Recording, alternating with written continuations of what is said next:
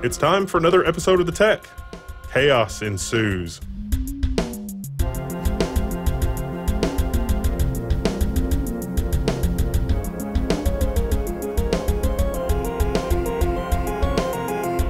It's The Tech. I've been waiting since the last time we did The Tech to do another episode of The Tech. Let's get all the stuff out of the way. The design of the month will be around for like another day, guys. So, yeah, there it is, the design of the month. All right, so every month in the store, we do a design of the month. And here is a mock-up for the design. He's actually printing it now. This is going to be the final design. But this is the design of the month for February. It all started because of this ridiculous beard that you got. You can have my beard when you pry it from my cold, dead hands. Or face, as the case may be. I didn't even tell Wendell we were going to do this. He thought we were going to do the giant gray Burning Earth logo. That keeps getting pushed back. That's going to come, then maybe, that'll come up in like, maybe March, maybe. But this one right now, because just in case you decide to retire the beard, I figure we better have this shirt on there for the people who are in the know now and people who are cool now. And the name of the shirt is Chaos Ensues. Also, we've got these new Chrome Industries bags. We've got a standard messenger bag, and we've got a backpack. You spare no expense when it comes to quality. These things are going to last you years and years and years. We just got finished with the CES videos like last week. So HyperX Thermal Take, and also Sapphire. Thanks very much, you guys. So, yeah. And we're going to PDX. We're all going to PDX, so that's coming up very soon, too. Anyway, let's get down to the business, the meat of we got the potatoes out of the way. Let's get down to the meat, shall we? So apparently there's an open source surge, and many of the open source companies are considering ditching the standard patents in favor of open tech research.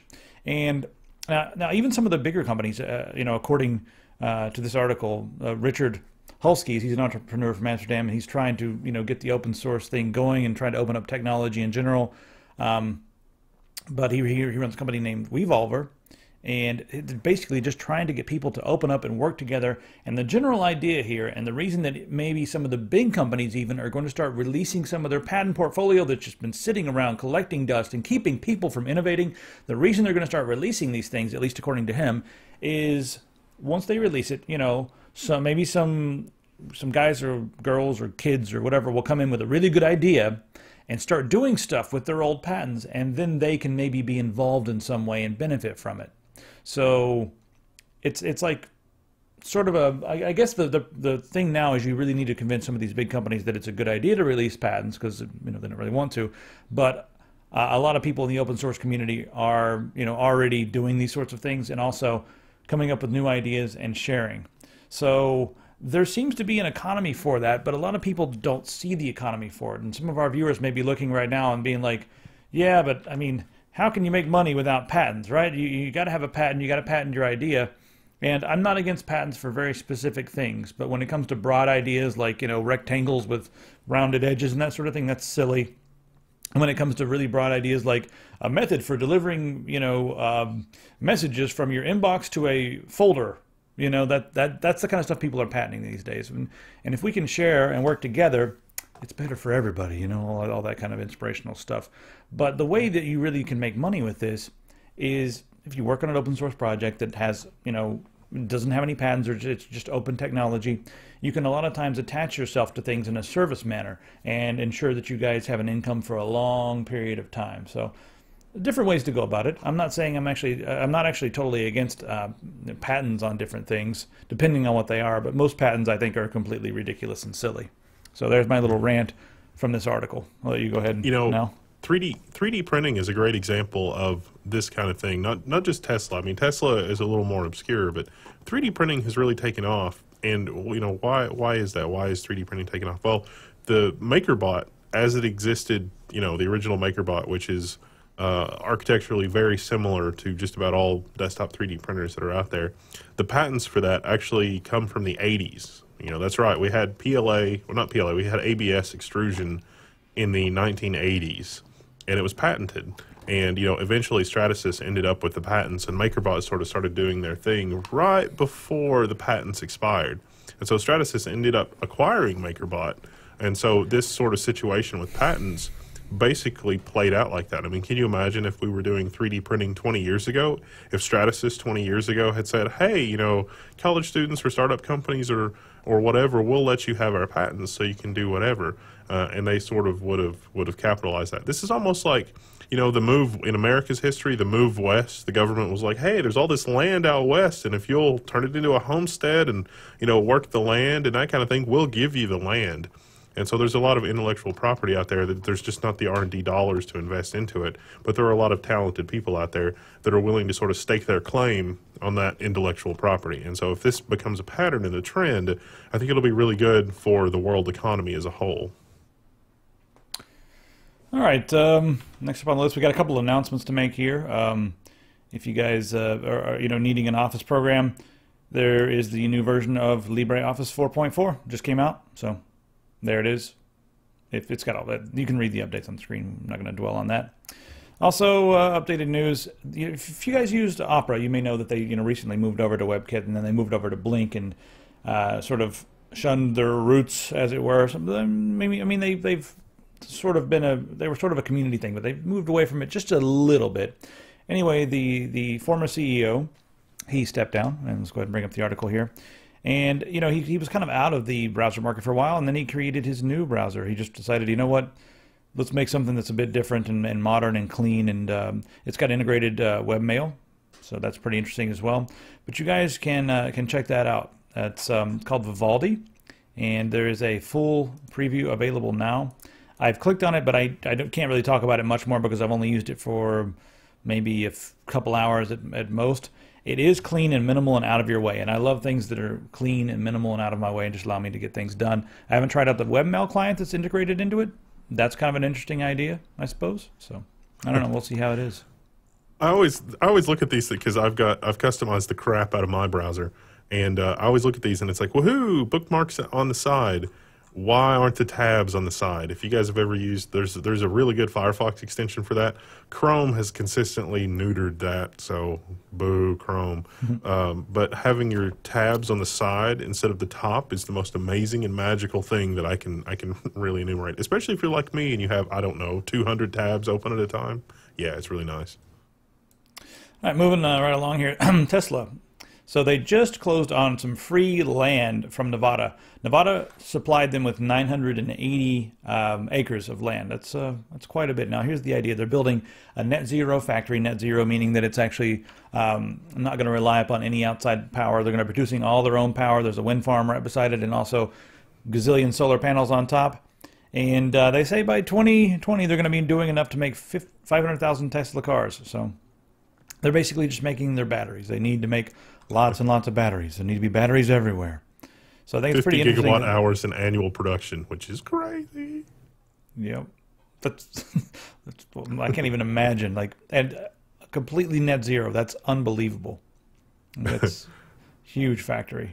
So it's interesting that Nevada's working with them on this and just giving them the land. I think it'll be good. It's near Reno, so it should be good for the entire area. There was a recent breakthrough that I really hope that they buy that allowed them to basically double the battery capacity of lithium-ion batteries using some sort of advanced nanotechnology, because there's not enough lithium to do this on planet Earth, which might be a problem. I mean, unless China gives up a huge amount of their reserves, which I mean, China's already been squirrely with their rare earths, so we'll see what happens. Speaking of China being squirrely, we're going to get to more of that in just a second. Guys, we're going to be in China and France and just all over the place in this episode, so it'll be fun. We'll be all over the world.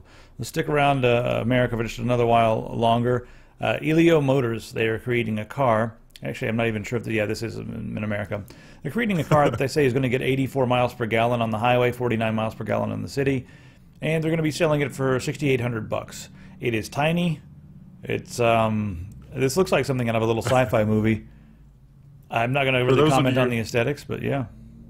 For those of you in Europe, this is better known as the 2015 model Reliant Robin. Yeah, they've already got this stuff, don't they? But the price is so low.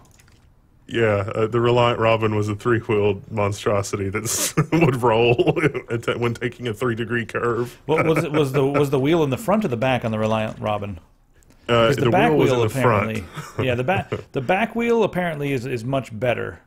So Yeah. we saw a Toyota concept car, not this year at CES, but last year at CES, and the wheel was in the back, and it's probably going to be a bit more expensive than this, but the rear wheel was used for steering, and then the front wheels would lean almost like a motorcycle, a dude on a motorcycle. They would lean. Yeah, they learned from the Reliant Robin that having one wheel in the front was bad. Yeah, it wasn't too reliant, was it? It was relying on its back. Never mind. More car news. You're just joining us here on Car Talk. I'm Click, you're Clack.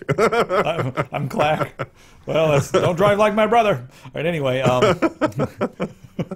Germany, there's some driverless car activity going on in Germany. So we recently heard about the car that was driving. I believe it was somewhere in California. Was it San Jose to Las Vegas or somewhere in the? I don't remember. It's probably in this article right here and slapping me in the face if I just look at it. But there's the Audi A7, and that's a driverless car. So Germany has cleared that car to drive the Autobahn. It's going to be going between Munich and Berlin. So that's going to happen. They're testing them out on the roads.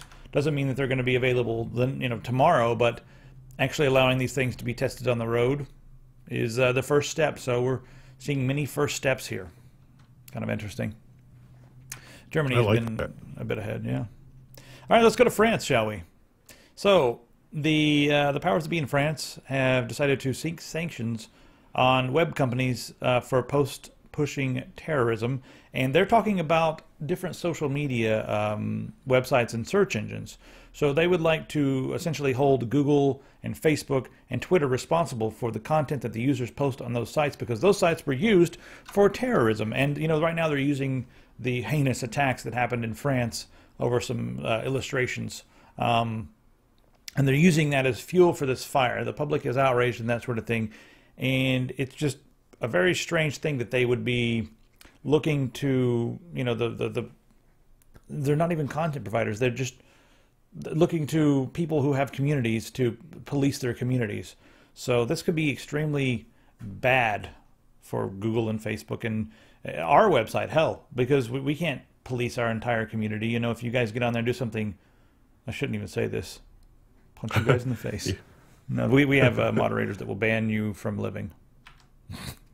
Yeah, I don't know. I mean, it seems a little far-reaching. This almost seems like an American move. It's like, we need to produce it's like you can't.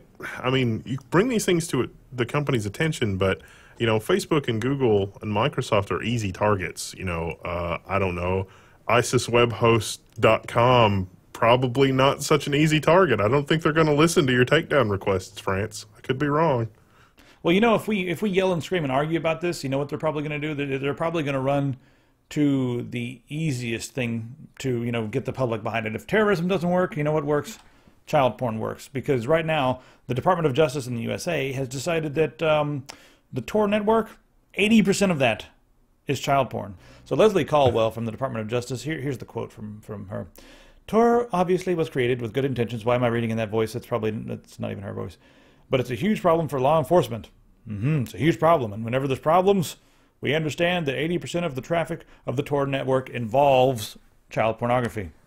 So whenever anything is difficult for, law enforcement, data collection, child porn, we have to have that. It's definitely child porn. And yet, we see the links that the FBI went to get the suspect suspected of running Silk Road. TrueCrypt, Tor, public library, internet access, anonymous internet access, the whole 9 yards. And, they were still able to make an arrest. So what does that really tell you about how honest she's being here? Guys, stop demonizing things you don't understand. I mean, the Tor network can be used for something good. It can. And I don't even know where to go with that. Let's go to China. Shall we go to China? Let me show you how this works. the encryption was obviously created with good intentions, but it's a huge problem for law enforcement, Caldwell said in comments reported by.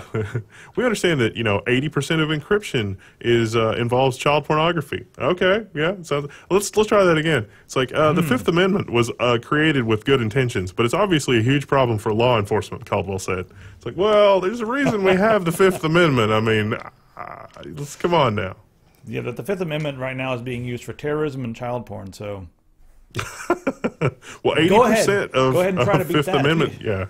If you can't even come back with that, because if you try to come back, you're a bad person. All right, let's quickly check out our sponsor. This time we're going to talk about Squarespace. Now, we use them for our store because it's all about the content. It puts the content forward, and that's what really matters here, the content. We're trying to create our identity on the internet, and they've made it very easy for us.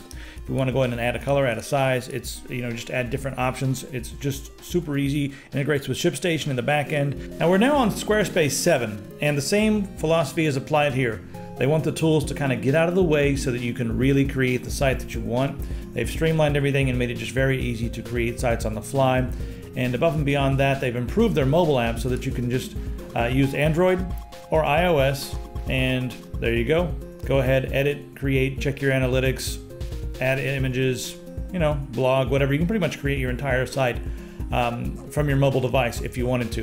If you're a developer, you're going to have Git access, so you can get in there and mess with everything. It's not just a website full of flashy templates that lock you into a certain thing.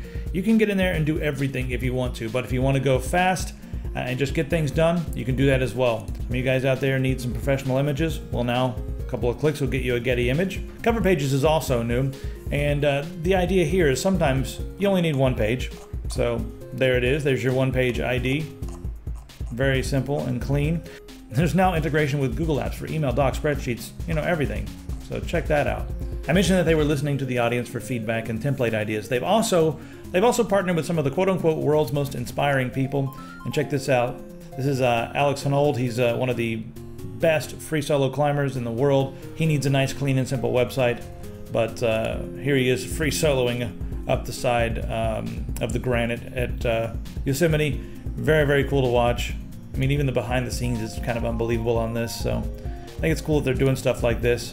But you guys can go down and get the template that they designed with him in mind, and then customize it to your heart's content. Someone else that they partner with is St. Luca. He does pop. I'm not familiar with his music, but you guys could check out that template as well. So there's just a lot of new templates and a lot of new things that you guys can do with Squarespace. Keeps growing, keeps getting better, keeps getting more robust, and yet at the same time, it's not getting clunky and it's not getting in the way. It's all about staying out of the way so your content is forward. It's all about staying away so that the user experience on the back end is streamlined. So that's Squarespace. Now back to the regularly scheduled tech. All right. Let's take a look at China briefly. So the Chinese government has decided that if any institution is working with any financial institution over there in China selling products or programs, China says that they need to be able to look at the source code. So that's creating a lot of problems, and they've done that for a couple of years now, but now they've come out with some new rules that are even broader and murkier. So it's almost like if you're working in any capacity with anything that's remotely involving the Chinese financial sector, well, they're going to need to see your entire source code. So that's really bad for any company outside of China. So I don't even like. There's not. We've talked about every aspect of this to death, but the thing that, like, the little person in the back of my head that went off on this was, wow, China and Obama and Cameron are in agreement on this issue. What does that tell you? That's really bad. So China, Obama, and the PM in the UK are all like saying the same thing. This is bad. This is bad too for things like the Trans-Pacific Partnership and all that nonsense. And so it's like, wow, when China, the US, and UK leadership can all agree on this, what's wrong with it? This is crazy. I mean, I feel like China would instantly be the biggest superpower in the world. They're already pretty much the biggest superpower in the world, but I feel like if they just loosened up a little bit with their grip on the internet and allowed some information to flow, that would probably just catapult them into the stratosphere. As far as they've got so many interesting developers working on projects over there that we'll never see over here, and a lot of times they'll never even, you know, be able to finish them because the government doesn't like them, or, you know, it's just it's a rough situation over there, and I'm sure there's some brilliant people who are unable to fulfill their destinies, and it makes me sad. I have trouble sleeping at night. I do. All right. The FCC, let's go on and just make a quick mention on this. We talked about this before. Several different hotels were like, hey, we want to be able to block Wi-Fi, for personal Wi-Fi, because we want to sell our really expensive Wi-Fi. And then everyone yelled, and they were like, okay, no, we only want to block the Wi-Fi when they're in like a ballroom or you know, a conference hall or something like that. And everyone still kind of freaked out a little bit because the Wi-Fi frequency range is supposed to be, you know, public. No one's supposed to be able to block that. And the FCC weighed in and said, no, you can't do it. Stop it. So I'm sure the Marriott's going to yell and scream and all that sort of thing. But yeah, they were fined $600,000 in October. And it's a definite statement. They're done. All right, what's next on the list today? Oh, we've got some funny stuff here with the ISPs. And yeah, I know some of you guys get sick and tired of hearing of the ISPs. You probably don't want to skip this because we're gonna goof off and have a little bit of fun. So, Comcast, right? They had a customer, last name Brown. Wife called in, and all she wanted to do is she wanted to remove the paid TV portion of, you know, she wanted to remove that from her bill. And they were like, well, you know what, you're on contract and you can't remove that, but we'll let you break your contract if you pay $60. So not only did she call to, you know, to remove that, she had to pay $60 just to remove the paid portion of television from her bill. She paid the $60 and they removed it, but I guess the customer service agent that she was talking to didn't care for her very much because they changed her name on her bill, or actually her husband's name on the bill, to Asshole. His new name was Asshole Brown. What an unfortunate name. That's Mr. Asshole Brown to you. And he gets his statement in the mail, or I guess it was this looks like a digital statement, but yeah, according to some of the reports, it came in the mail and opened it up and was like, well, this is interesting. Now, that's not even the funny part. The funny part is, of course, Comcast is appalled and they're going to investigate what the hell happened. Well, obviously, one of your idiots did something wrong again. Because they were trying to upsell and they probably couldn't get their upsell. And then, you know, I know it's a bad thing when one of your customers allows someone to downgrade their service. I know you beat the hell out of people, so that's probably why they changed the name. But Comcast, they're appalled and they're sorry, and what they're going to do to fix it is they're going to refund the $60 that she had to pay to break her contract. That's it. Like they're gonna waive the $60 contract fee. Because that'll do. You know, I think this is a what something merger or something that's still happening. I mean, come on, this is crazy. This is why we're even entertaining letting this company merge. It's going to be so. If this were a human being, we would have euthanized it. Let's talk about this merger for just a minute here. So, in order to make this merger happen, a lot of different cities around the country have to write in and, you know, to the powers that be and say, hey, we really want this merger. It's going to be good for our city. And a lot of them have no idea how all this works, and they're also getting money, you know, donations from Comcast and other companies like Comcast. So what's been happening here is Comcast has been ghost writing their letters, and The Verge did a hell of a job. Let me see if I can find that article here, right here. Oh, no, right? No, I went to the wrong article. The Verge did a hell of a job doing some investigative journalism, and they were able to do some freedom of information requests and get email strings that essentially showed several different mayors and all over the place. I mean, everywhere from Florida to Arizona. Many politicians all over. It's a very well organized. And see, this is such a well concerted, well organized lobbying effort. Of course, the citizenry is not this organized, and so I don't believe that the citizenry are playing on a level playing field when it comes to this kind of thing, which is probably why we should get the money out of politics. Not that money in politics is inherently wrong, but this is exactly the situation, because Comcast, being a, you know, billion-dollar Fortune 500 company, can totally organize this kind of campaign and be very effective with it, where they're, you know, leaning on politicians to be like, well, we give you some campaign donations if you can write a letter for us. Well, they're not even. Like, oh, yeah. Well, I mean, that's one thing. But if you look at this, Comcast is writing the letters, and these guys are merely signing it and putting their letterhead on top. It's Comcast is ghostwriting these letters. Yeah, it's like, yeah, you guys can write a letter, but yeah. Yeah. It's totally quotation marks write a letter. Yeah, so that's funny and that's happening. But now it's now the light of day is on it. So, if our viewers that are in these jurisdictions, what do you think about your elected official basically just doing what a corporation wants and not really caring what the citizenry thinks? Because I guarantee you, if you ask a Comcast customer, do you think the merger should happen? The answer is no. It's got to be more than 90% no at this point. So why is this? Why is there's no debate here. There's just no debate. The average customers of either one of these companies don't want them to merge. Why is this a debate still? Why is this still happening? It does not make any sense. Well, down in the Bible Belt, a lot of the symptoms of things that are going to come after the merger are already happening because they're rolling out some, like the data bandwidth caps and really crappy internet, and also, using the local governments to stop other smaller ISPs from expanding. Well, that's all been happening here, like Tennessee, Kentucky's have some troubles, just all through the South, the Carolinas, and all that sort of thing. Well, Google Fiber has decided the next several cities that they're going to be expanding to are right there in that cluster: Nashville, Charlotte, Raleigh-Durham, and Atlanta, with several different satellites around it. And that has got to be worrying, Comcast and the other powers that be that just rolled out the data bandwidth caps in that area. And, they've been trying to legislate to make sure that no one else can expand. This has got to be worrying them. And I also like to, point out some potential fiber cities here. Portland is one of them on the list. San Jose, Phoenix, and San Antonio. So Salt Lake City Atlanta, as well. They are going to make a mint in Atlanta. I'm a little bit familiar with the infrastructure in Atlanta. It's an AT&T controlled area.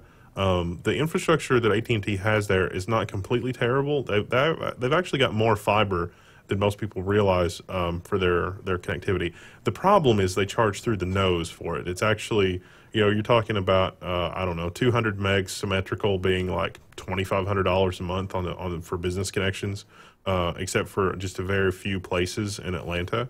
There's not really a lot of competition in terms of residential connections and things like that. 6, 10 megs, what you're talking about. And this is Atlanta. Atlanta is a huge city. There's no excuse for that. So Google is absolutely going to make a mint there because everybody is going to abandon AT&T. AT&T is going to lose the entire market because the people there hate AT&T so much that I can't help but laugh at it. So you want to laugh at AT&T some more, and you want to talk about data bandwidth caps? So let's switch over to cell phones and the mobile industry. Well, AT&T, they used to say unlimited, but the last time I went into an AT&T store, because there's actually a lot of towers around where I'm at, last time I went into an AT&T store, I said, "Hey, what can you tell me about unlimited?" And she said, "Oh, I'm sorry, that's a misnomer." And I was like, "No, I said unlimited. That's not a misnomer. I'm asking about unlimited." No, the word unlimited is a misnomer. So they've trained their employees to say that it's a misnomer because they know that something bad's going to happen, just like something that happened to TracFone. TracFone was advertising unlimited, but after people hit a certain point, like 4 or 5 gigabytes, they totally destroyed their connection and made it very, very, very slow for the rest of the month. Well, they got fined $40 million for throttling those customers, and now the FTC is kind of looking at AT&T and other companies like that, so they should be shaking in their freaking boots. I'm really glad that I had T-Mobile with an actual unlimited plan, because when we were at CES, I uploaded 126 gigabytes worth of data, and I posted the thing on Twitter, and everyone's like, "Oh my God, I need, how much was your bill?" And I was like, $39 a month. It's $39 a month. That's all it was. Didn't slow down. It was constantly uploading 10 to 15 megabits per second the entire time we were there. So just let it go. Anyway, that's probably enough of all that nonsense. We have a bit of happy news. The FCC has actually changed the definition of broadband in America to 25 megabit from 4 megabit. The unfortunate effect this has is the telecom lobby. That merger that we were talking about? And they were saying, "Oh, no, they're like 70% of our customers have another choice of a broadband provider." Well, under these new rules, no, that number is now more like, 47%, because the speeds that the competition provided in Comcast and Time Warner areas was typically topped out at about 6 meg. So now that broadband is defined as 25 meg, hopefully somebody will notice that the cable lobby can no longer say that a significant portion of the customers in the merge areas will have a choice of more than one provider. Because the reality is that no, they don't. And in fact, 13% of Americans now have no option at all for anything faster, anything that qualifies as broadband. Because it was like 6% before, couldn't even get 4 meg, and now it's 13% can't get 25 meg. So like it's just not even an option. So 13% of America basically don't have an internet connection. There's just no option. I'm moving to Estonia. That's all there is to it. I'm just moving to Estonia. I don't think I need to right now, but yeah. I mean, you know, you guys in South Korea that are watching this, that are like, wait, 25 meg? What? That's like dial-up speed. Yeah, they're going back and forth, being like, maybe the translation's weird. Did he mean 25 gigabit? Because that's what we have. We have 25 gigabit, right? They must. They're America. They must. No, megabit. I was also encouraged. FCC Commissioner Jessica Rosenworcel said, I'm sure I've butchered that pronunciation, wants to increase the minimum broadband standards past 25 meg up to 100 meg. It's like, we invented the internet. This is a quote from her. We invented the internet. We can do audacious things if we set big goals. And I think with our new threshold, frankly, it should be 100 megabit. I think that anything short of that shortchanges our children, our future, and our new digital economy. She just is not getting the donations, the campaign contributions, nope, language like that. Yeah, well, maybe after she gets some money, maybe she'll be like, what I meant to say was up to 100 for the fast lanes. That's what I meant to say. Now, the sad thing of this, the dark cloud with that silver lining is that only 3 megs of upload counts as broadband, which is not enough. Yeah. All right. This is an interesting little article. It's just a quick article, but 1 in 5 developers is now working on the Internet of Things. Several different projects in that field.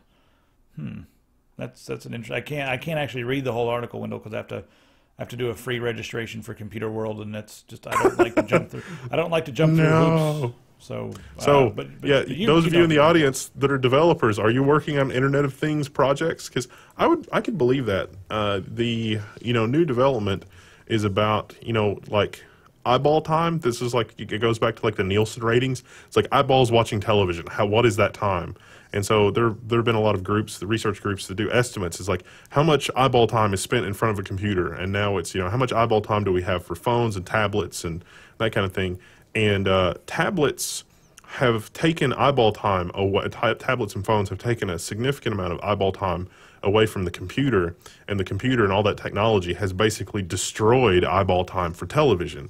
And so now, people working on Internet of Things projects, having all your devices interconnected, not just, the things that you consume, but also your television, your power grid at home, maybe your home alarm, home automation, stuff that we can't even imagine yet. All of that sort of reporting on the internet and communicating and letting you know. And it's like, oh, I see that you're on the route that you take when you're on your way home. Let me go ahead and set the thermostat for you. And then, your heater comes on, but otherwise the heater through the day maybe runs at lets the house run at a lower than comfortable temperature for energy savings, and something a little more sophisticated than a thermostat that lets you schedule those kinds of things.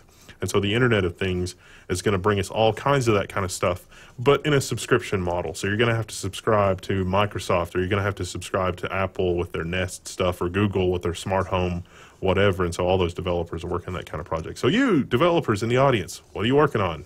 Let us know. We need open source versions of a lot of this stuff. I want my house, my future place, and maybe a magical office for us all to get together and work on awesome, epic programming projects. I want that place to have some automation, but I don't want to use, Google services, or let's just go Yahoo. The entire house home automated by Yahoo. That'd be great. I'm really surprised that nobody's really reverse engineered like Honeywell. Honeywell has some amazing sensors for things. I mean, we're talking glass break, smoke, water in the basement, all that stuff.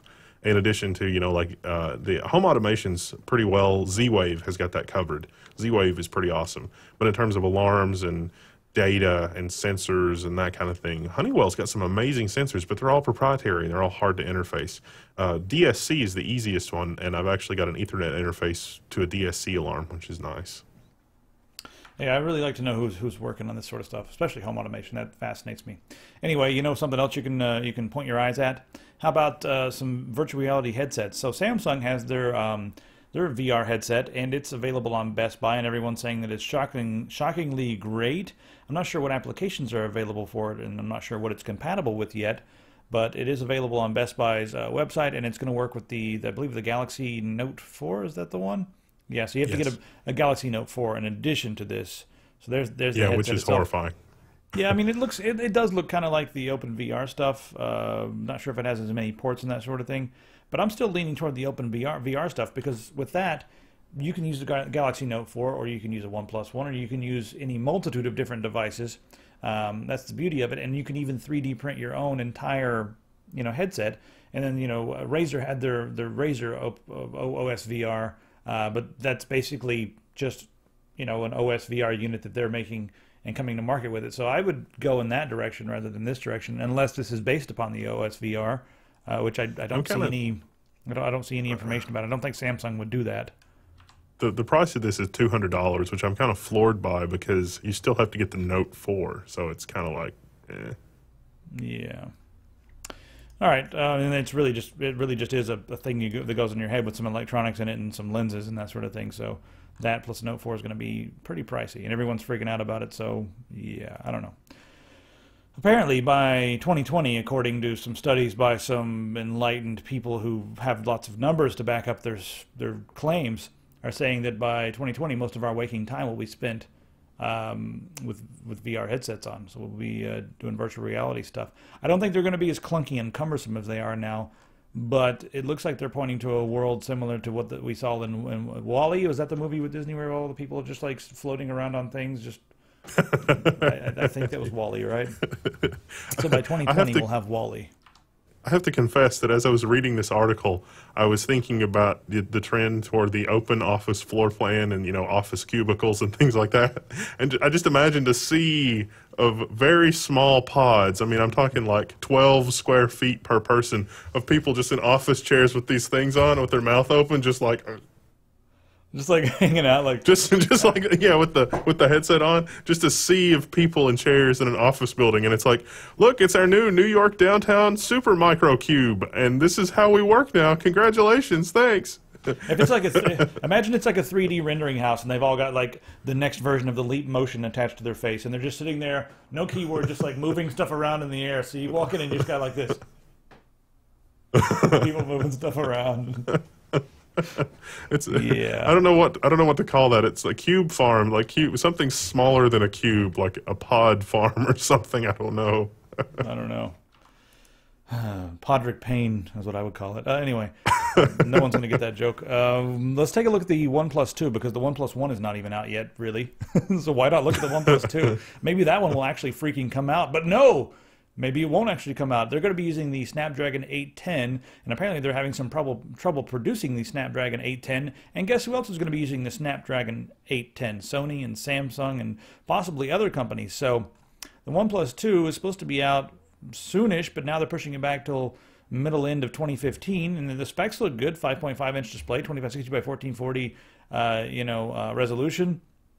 4 gigabytes of RAM up from 3,300 milliamp hour battery. So similar, but a little bit faster, more RAM, and higher resolution. And 2699 yuan, which I'm not sure what that translates to in USD. But the OnePlus One is typically lower cost than the big major name brands. But I don't think these guys at Cyanogen, I don't think they really know. Well, is OnePlus One, is it definitely going to be a Cyanogen thing? I don't know. I guess maybe. Yeah, Microsoft just invested. Worry about Cyanogen. Microsoft just invested $90 million in Cyanogen. So it's like, yeah, let's fragment Android. But that could be good for Cyanogen. And honestly, that probably, overall, I think that's probably a good thing, because Cyanogen is all about open Android, or at least standards compliant Android. And Microsoft on paper has said, hey, Google's giving us a hard time about our apps in the Android store, so we're going to give these guys $90 million because Google doesn't like them. I mean, they didn't say that, but you got that impression.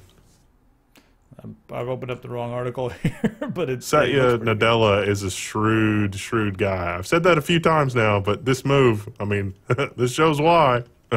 Yeah, you know, the thing about Satya Nadella that I think is that I don't like is that he is so shrewd, but he's shrewd on to come 100% on Microsoft's side, not on the side of the customer or on the side of what's best for the community or the world.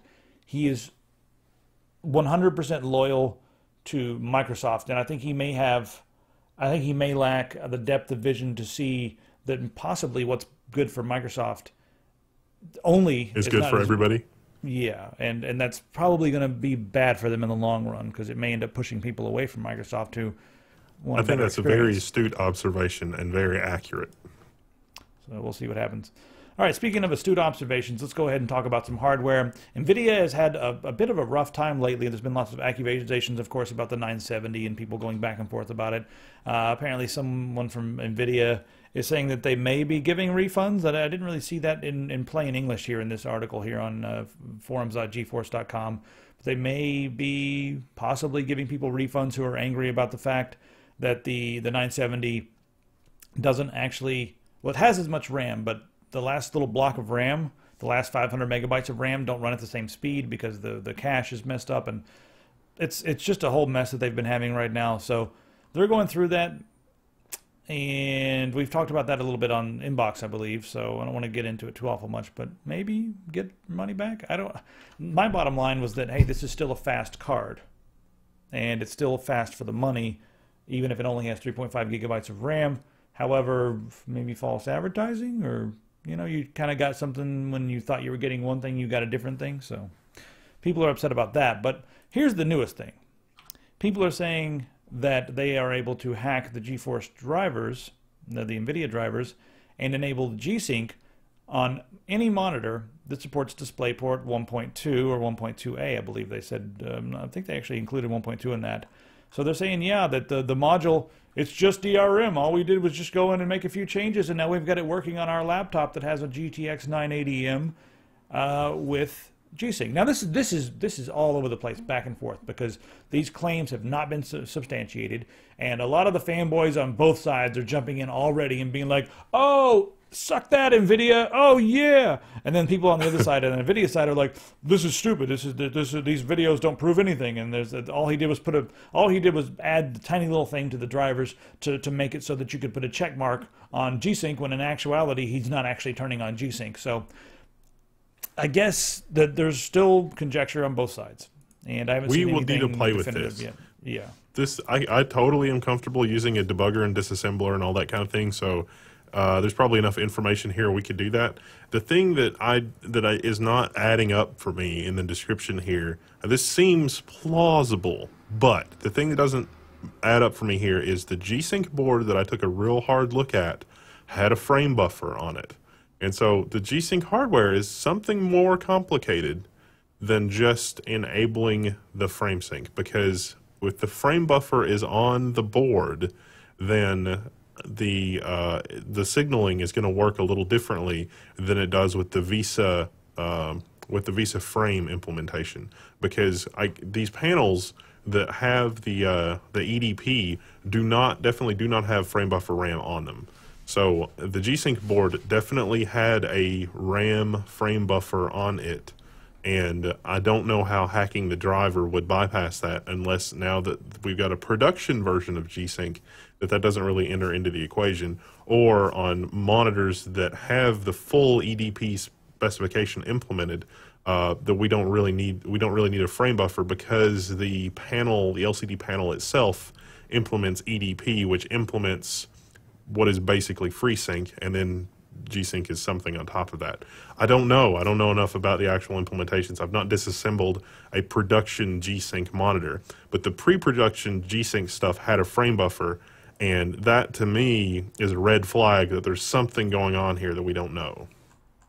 You know, I think that you're probably right there, but I mean, possibly the stuff that came before DisplayPort 1.2a, it probably had to have some sort of proprietary controller, and maybe the newer stuff won't actually need that, because the standard is as such where you won't even need to worry about it. So maybe the new ones will just be DRM, but I don't know that that's the case just yet. The other thing on this article is that this says this video was recorded showing G-Sync in action on a laptop equipped with a 980M. I would say that it's likely, it's somewhere between likely and very likely that because this is a laptop, the LCD panel interface on the laptop is EDP. And remember that EDP has had the functionality necessary for FreeSync in a lot of laptops for the better part of 2 years. So it's even longer than 2 years, right? Since it hasn't been since like 2009 or so, or maybe I'm way off on that, but since 2010, I believe. Yeah, it might have started showing up. Well, the EDP, the last version of the EDP standard was last modified, I think, in 2010 or 2011. So it would have been around then. But before then, it would have been like LVDS or something crazy like that. But a lot of laptops today implement EDP because that's embedded DisplayPort is what that is, because it's convenient. And embedded DisplayPort as part of the spec basically does all the stuff that's needed for FreeSync, which is how AMD was able to demo that on laptops that were just, they, you know, go to Best Buy and buy a laptop and they're like, ta-da, look, FreeSync, we're done. So it could also be that this is working only because it's a laptop, the whole EDP thing, blah, blah, blah. And so they don't need the frame buffer because EDP and so on and so forth. I also want to clarify something I said about FreeSync in one of the last episodes. I believe I said that vendors may need to send off their monitor to get evaluated, and then they may have to pay for the evaluation from AMD to get it certified as a FreeSync monitor. Apparently that's not correct. They don't actually have to pay AMD anything. AMD just has to validate it as FreeSync. That's all. So there is not any exchange of money, you know, from my knowledge. I just sort of assumed and made an idiot out of myself. So if there is an exchange of money, someone at AMD, if you guys are collecting money to certify things as FreeSync, that's probably kind of dirty because it's open. But you know, if you want that little sticker that has your logo that says FreeSync on it, I guess maybe you could charge $10,000 for that, or whatever the hell you know, people do for those kind of things. But yeah, if you're doing things like that, just let me know. We have some Tech Syndicate approved stickers that I can sell you for 20 grand if you want to put them on your, whatever. Right along. Let's talk about airgap. Your airgap won't secure your computer anymore. I wonder what is this all about? Have people even heard of these sorts of things?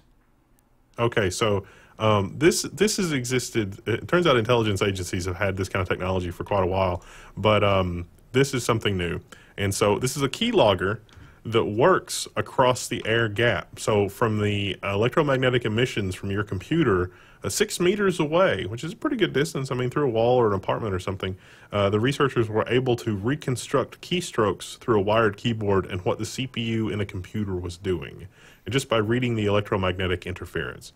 Now, some machines, you may have noticed in your UEFI or in your BIOS, there's some options around spread spectrum. And so spread spectrum on like your SATA interface and things like that will make these kinds of attacks more difficult. But these guys were reading something directly from the CPU and were able to basically have a completely wireless keylogger that didn't really involve any modification to the computer, just reading the electromagnetic interference. That's... I kind of want one of those, even though it's evil. So does the NSA. I don't even want to really use it for anything bad. I just want to like make it work and then be like, oh, that's scary, and then throw it away or something. I don't know. There's an analyst right now at the NSA that's like, well, order a dozen. they probably use our show for advice. I just realized these things. They're like, wait a minute, they're on to that. We better change up what we're doing. And, oh, wait a minute, Wendell had a great idea there. Yeah, let's go in and if we try this new method that Wendell mentioned on the tech, I bet we could get some things done.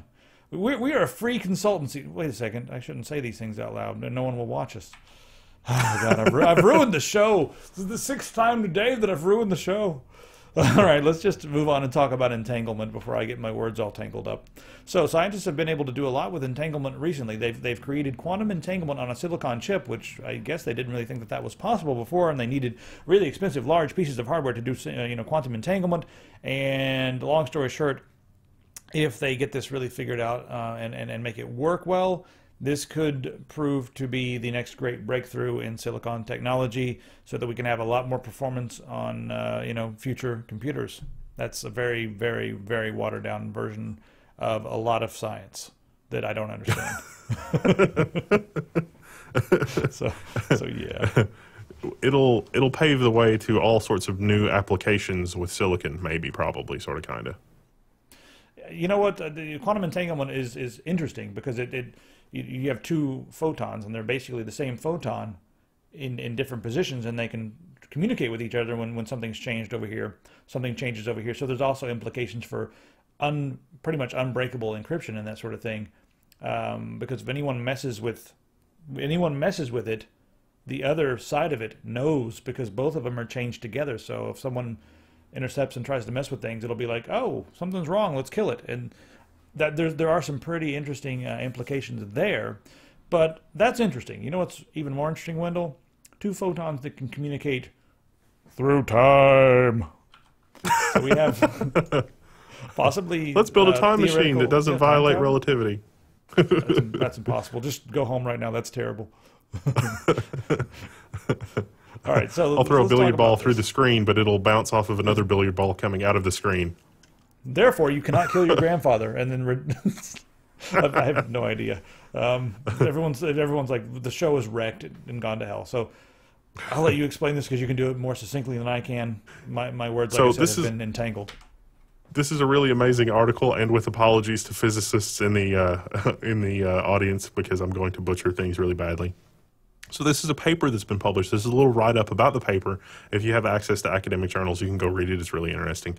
The article that this links to is really interesting, but you won't be able to get to it if you don't have, access through your academic institution, or if you're a student or whatever. Anyway, this is a quantum experiment that simulates a time machine. Physicists have simulated a photon interacting with an older version of itself in an experiment that could reconcile quantum mechanics and relativity. So this experiment is interesting when you read about it, but it has larger implications in that versions of this experiment, or variations of this experiment, will probably be used to come up with some really good experiments that give us better insight toward reconciling quantum mechanics and general relativity, which has been a problem for forever. This is sort of a really novel experimental apparatus, and they've set it up and they verified that the experimental apparatus is valid. And so now there's a whole new universe of experiments that will be possible with this setup. And so that's really interesting. They basically are working with entangled photons, and they're causing an entangled photon to interact with itself, which is basically mathematically the same as if the photon is interacting with an older version of itself, and so that's a closed time-like curve is sort of what that's called. And this is really interesting because you guys have probably heard of NP-complete problems. There are certain problems in computational theory that are NP-complete. These are the hardest. NP problems are the hardest problems to solve, but with a setup like this used for computation, you could solve NP complete problems in polynomial time. So that's huge. The other thing is that the Heisenberg uncertainty principle, because of the way that this works, we could actually get some experiments where, in some scenarios, we know the position and velocity of particles without necessarily violating relativity, and without having superluminal communication. So this is really good stuff.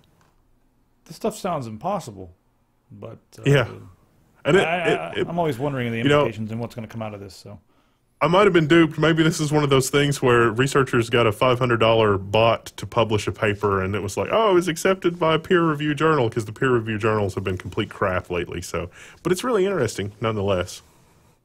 It's probably an April Fool's joke, but since it's about time travel, they posted it today, and then they're gonna, and then on April 1st, they're gonna like pretend that was the day they actually sent it back in time to today.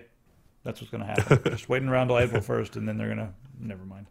Let's take a look at some gaming stuff. You guys have to see this footage here from the Unreal Engine 4. It's an office, or not an office tour. It's like an apartment tour, and it's crazy. This is just, the graphics are freaking crazy. So when I first found this thing, I told Josh to come over, and I was like, dude, take a look at this apartment tour. I was like, isn't this a nice apartment? And he watched it for a minute, and he was like, yeah, it's awesome. Did they have a robot film this thing? Because it's all like, the movement is all stuttering. And I was like, No, it's just actually Unreal Engine. I mean, and then he said some things I can't repeat on the air. Look at some really high resolution textures. The lighting effects, the thing that really got me about this is the way that the different materials seem to interact with light and also interact with the surroundings. For instance, the cushions on the couch, the way that they frump the fabric seems natural.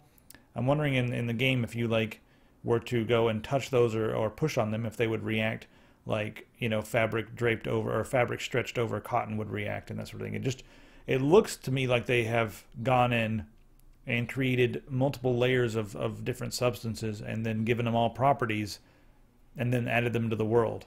That's what it looks like, and that seems to be the best way to do really, really, really, you know, high resolution, lifelike gaming. You know, create a character with bones, muscles, and then put skin on top of it, and then have it move, and then it'll be very realistic.